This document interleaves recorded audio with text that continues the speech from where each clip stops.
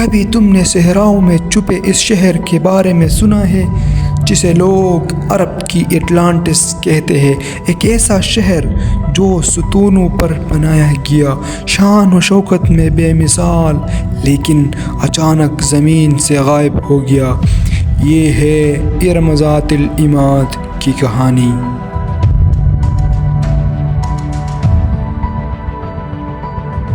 قرآن مجید میں ذکر ملتا ہے قومی عاد کا۔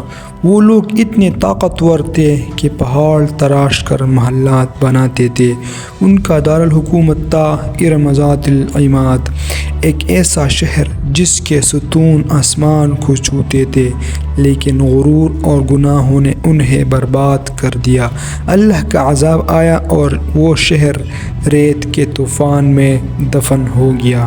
صدیوں تک لوگ کہتے رہے کہ یہ صرف ایک کہانی ہے، لیکن پھر 1990 کی دہائی میں عمان کی ایک صحرا ربیع الخالی میں اس کے آثار دریافت ہوئے۔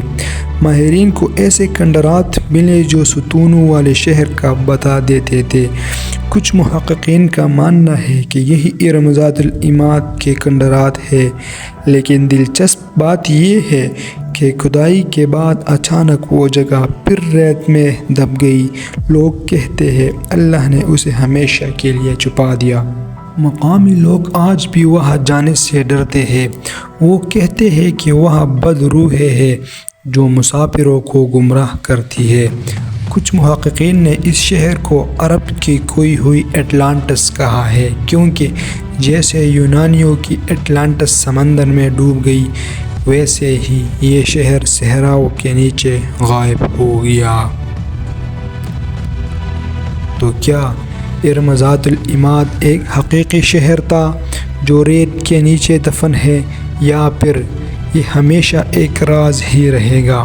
بس اتنا جان لو کہ اللہ جب کسی قوم کو عذاب دیتا ہے تو ان کی محلات اور سلطنتیں بھی ریت کی مٹی کی طرح بکھر جاتی ہے۔